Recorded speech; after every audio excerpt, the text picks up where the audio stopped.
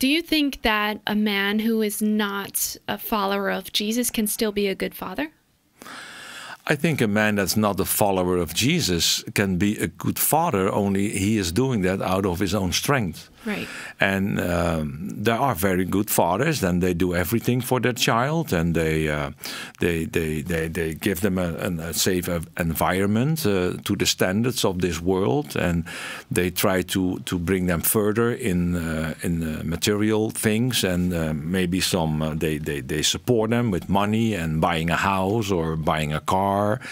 But the greatest gift, the greatest value, the greatest truth you can give to your child is that they can come into a relationship with God the Father. Exactly. Yeah, that's powerful. Because that's the most important thing. Because all those other things, they are for a moment here on earth. But I had a father, and he is the one who's responsible, I would almost say, that I'm serving the Lord today, because he was a great example for me. Well, tell us about it. How was your father? Well, he was, before he knew the Lord, he was very,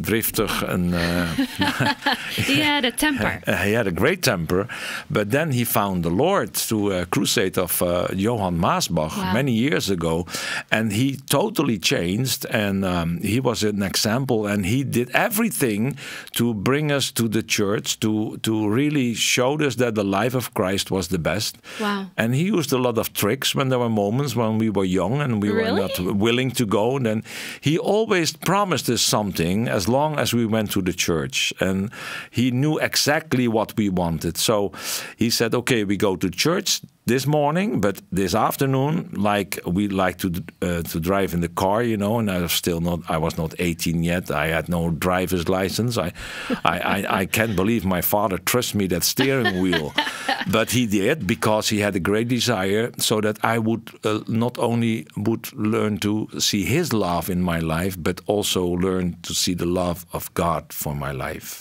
the Heavenly Father.